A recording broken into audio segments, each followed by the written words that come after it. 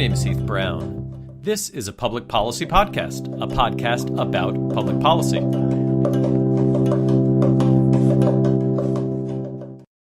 At the intersection of policymaking and politics sit political parties. Parties, or political factions, serve a variety of purposes, including organizing voters according to beliefs and interests, organizing elected officials for issues of governance, and organizing democratic institutions such as elections. Political parties are connected to public policy making because the authority to make policy decisions are held by elected officials, in the U.S., Democrats or Republicans. A Republican governor may have the authority to set a budget, or the Democratic mayor may have the authority to appoint a police chief, or the majority party in the legislature will have the authority to oversee executive agencies. Not every policy decision is made by a partisan. Non-elected officials, bureaucrats, and officials in independent agencies are often explicitly nonpartisan. However, these are the exceptions. Most policymakers have direct or indirect partisan ties, meaning we must have some understanding of partisanship to understand policy making. From one perspective, the two parties in the U.S., Democrats and Republicans, may hold different views, but they are fundamentally organized and motivated by the same factors. Scholars refer to this as symmetry between the parties. Republicans may believe in one thing and Democrats the exact opposite, but they are focused on the same things. Listen here to Dave Hopkins talk about this assumption. For example, we sort of assume that the parties have similar composition, similar organization. We also tend to assume that strategically they are acting in similar ways to achieve the goal of power or influence over policy or electoral success. And so we often kind of treat the substance of what the parties stand for and the specific groups and interests they represent as different, obviously, on the left and on the right. But we sort of often assume, both as academics, but also certainly journalists and pundits and other observers of American politics, assume that a lot of American politics is sort of interchangeable. Whatever you say about the Democrats, you could just as easily say about the Republicans. This assumption may have worked in the past, but at least in the recent period, Democrats and Republicans seem anything but symmetrical. They seem to be focused on very different games with different sets of rules. Republicans and Democrats seem to talk right by each other rather than debate. They seem to apply different approaches with often bewilderingly differences of perspectives on what matters. This seems to be more than just a difference of opinion. This may be an asymmetry between the different political parties, asymmetrical politics, as some would have it, where the two parties are organized and motivated by decidedly different things. Listen to Matt Grossman discuss partisan asymmetries. We also see it, though, in places like Congress, where it is sometimes harder to discern. We see the Republican Party as more united by symbolic ideology, by the cause of moving public policy broadly to the right. But when it comes to actually putting those principles into practice, we see a lot of governing challenges, a lot of disagreements.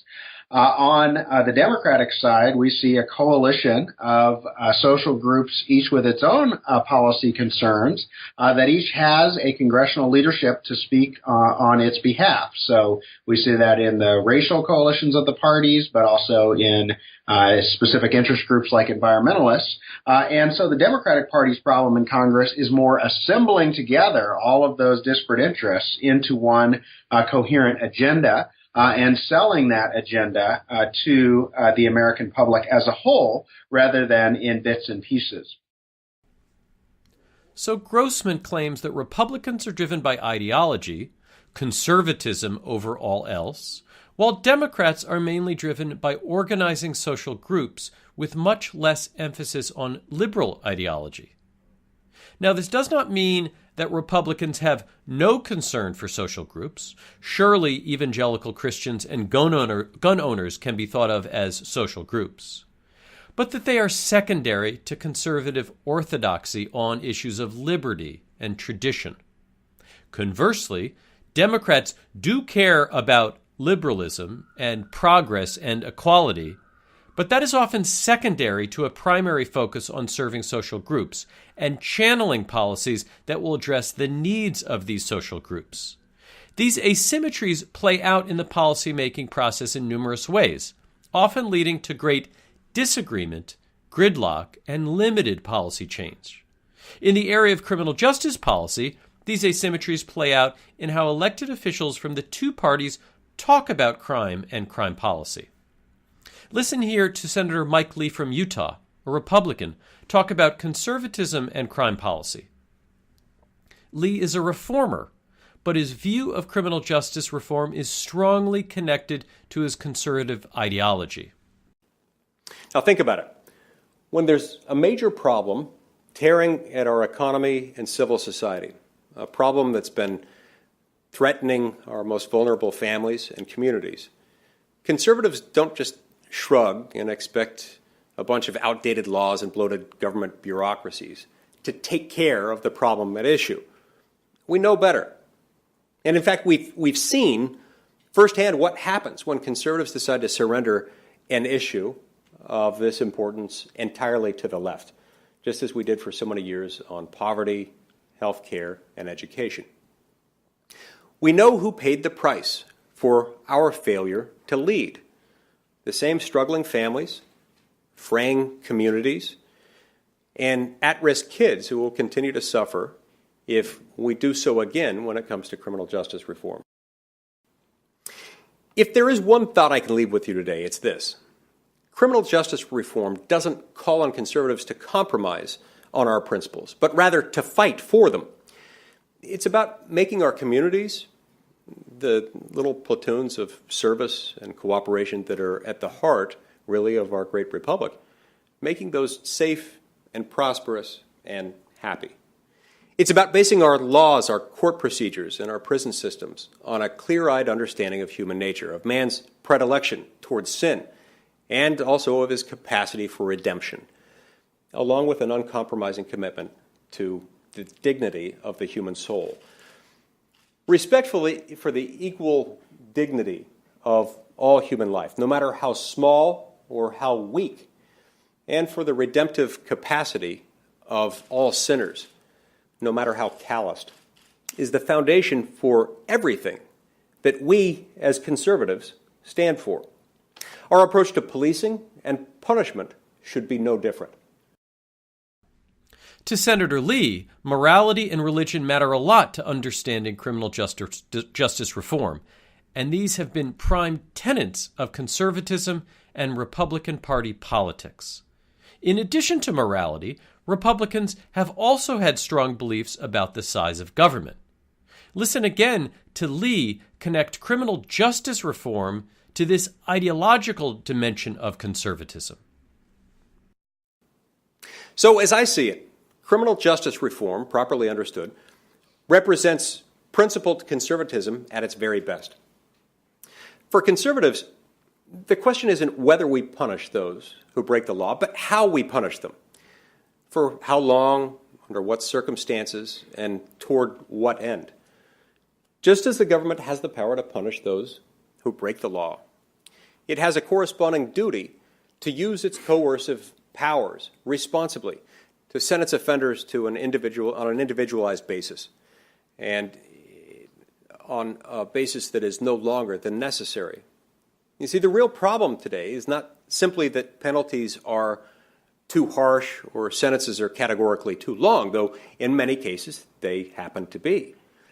The problem is that over the last several decades, we've industrialized and bureaucratized our criminal, judicial, and penal systems, which is to say that we've turned a blind eye.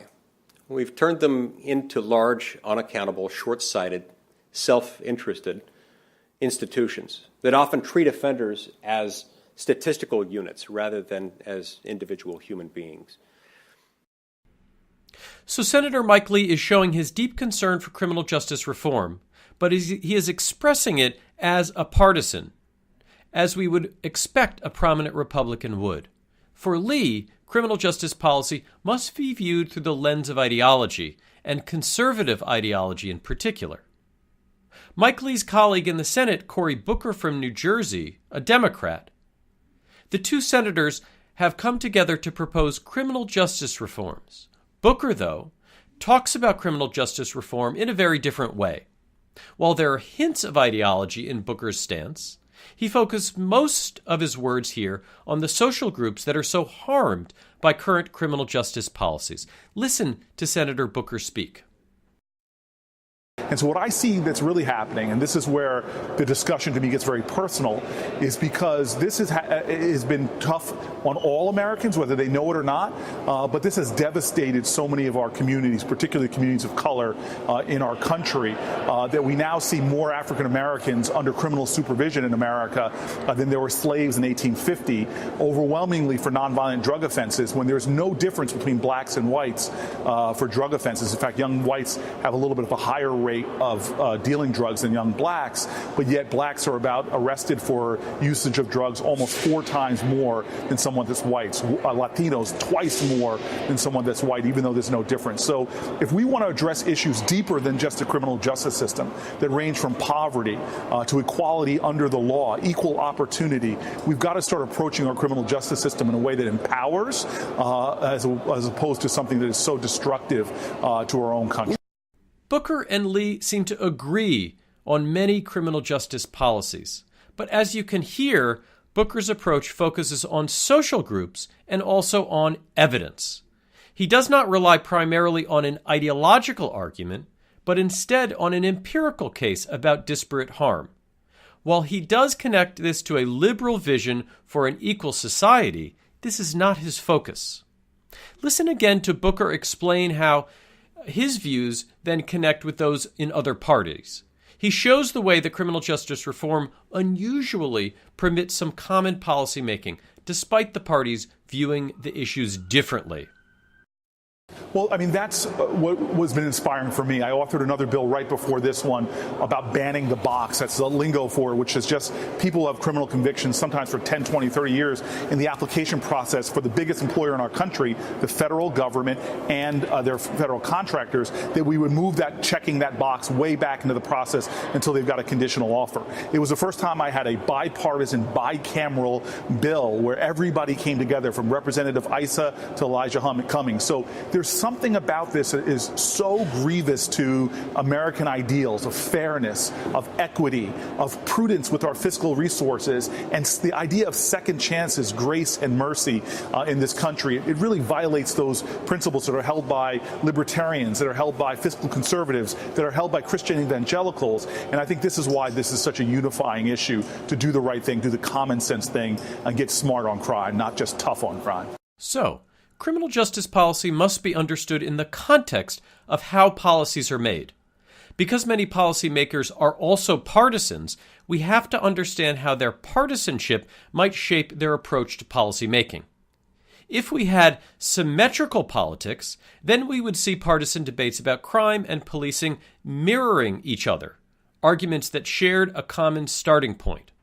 Instead, the asymmetric politics that dominates the U.S. in recent years dictates policymaking in general and criminal justice policymaking in particular.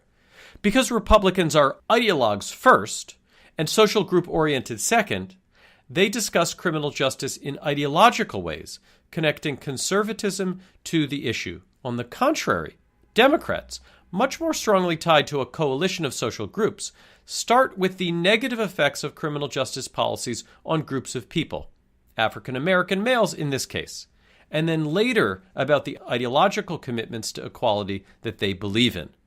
These asymmetries do not necessarily lead to gridlock, though gridlock does often occur. Criminal justice policymaking, because elected officials like Senators Lee and Booker can connect their different perspectives around a common policy agenda, may sometimes lead to change. However, the common cause formed between Lee and Booker may be short-lived.